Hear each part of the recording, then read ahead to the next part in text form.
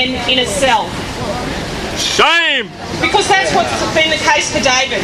Today now marks 1,826 days since David was first captured by the Northern Alliance and handed over to the Americans, where he's been in custody now in Guantanamo Bay for so long.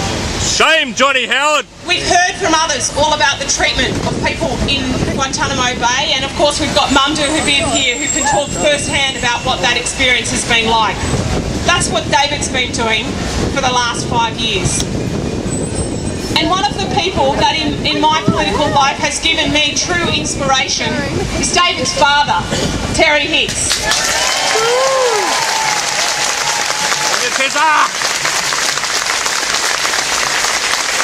Because for every day of those long 5 years, Terry Hicks has been fighting for his son.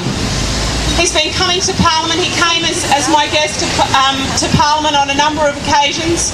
We had his lawyer there on the day that George Bush came and spoke to the Parliament, and myself and Bob Brown raised this issue with George W.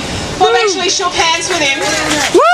On that day, Bob actually shook hands with George W. at the back of the chamber and said to him, "You must do something about," it was at that time, the 2 Australians in Guantanamo Bay. And this week in Parliament, every day, I've moved a motion calling on the government to bring David Hicks home. And I'm going to do that every single day until they bring him home. Oh yeah, Terry! Woo! Howard to do nothing! The sellout! I think that if this government's going to continue to refuse to bring him home, then they can spend 5 minutes every day Parliament sits being reminded that they haven't made that simple request. Yeah!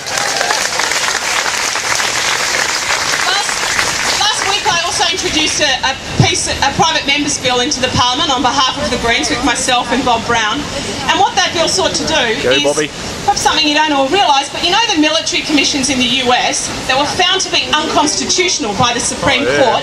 Well, thanks to government with the opposition's support in 2004, they're recognised in Australian law. Those military commissions that have been thrown out in the US. Shame, Johnny Howard! So you've sold us out! Members' bill to get them out of our laws, and in fact to also ensure that our law doesn't recognise any new military commissions that come in as a result of this. Woo! Oh yeah!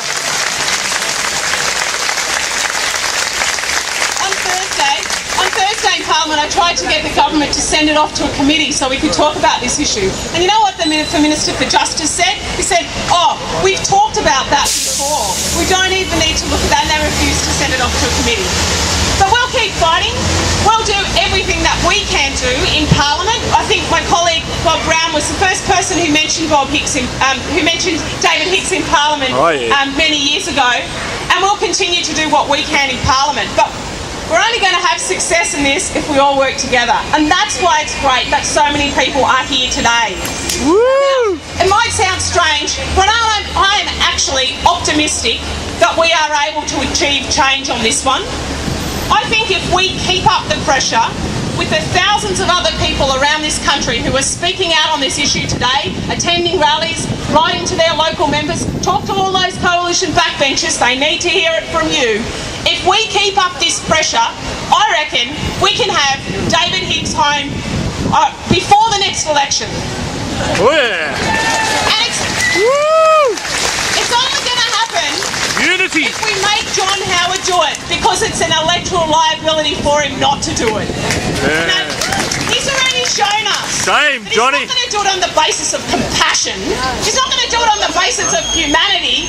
Well, let's make him do it on the basis that he'll lose the election if he doesn't.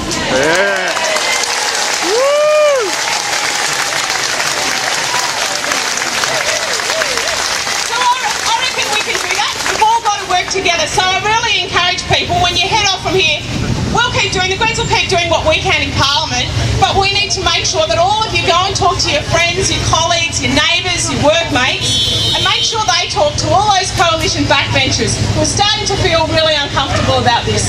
Last week in the party room for the Liberal Party, he had 4 members of Parliament who stood up and raised this issue with him. Let's make sure next time it's 8. Time after that it's 12. Let's keep going, and if we can make John Howard really feel home before the election. So let's do what we can. Thank you. Woo! On your Kerry!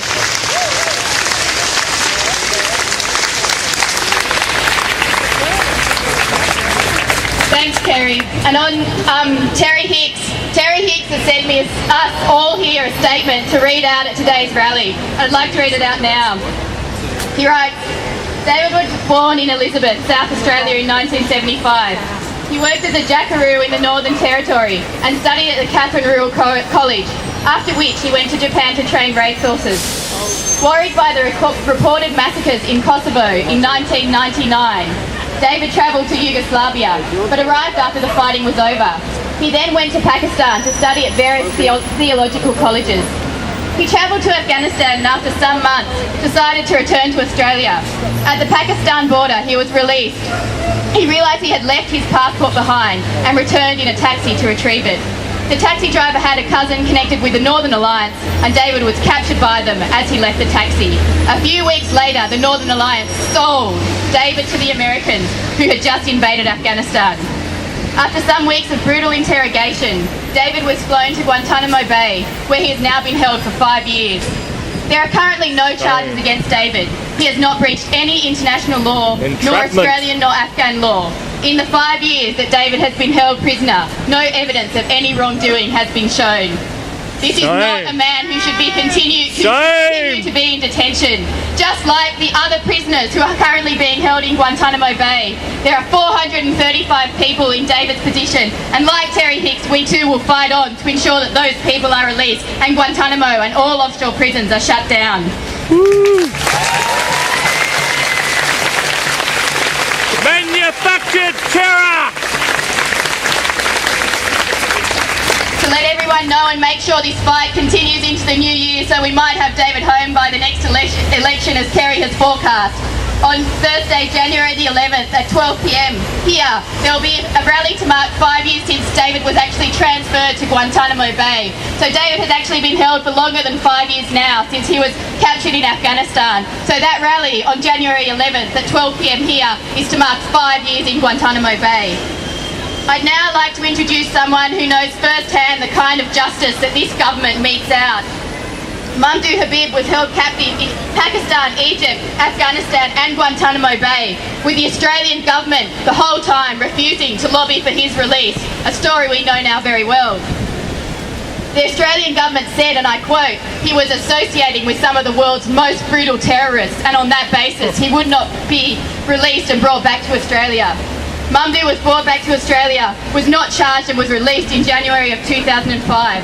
Since that time, Mamdouh has bravely and ceaselessly spoken out about this issue and spoken out not only about justice for all those people in Guantanamo Bay, but justice specifically for David Hicks.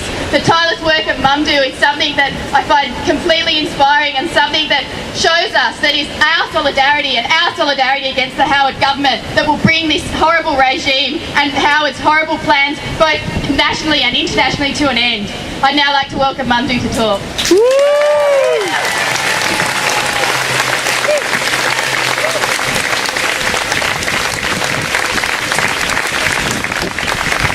Mamdouh! Woo!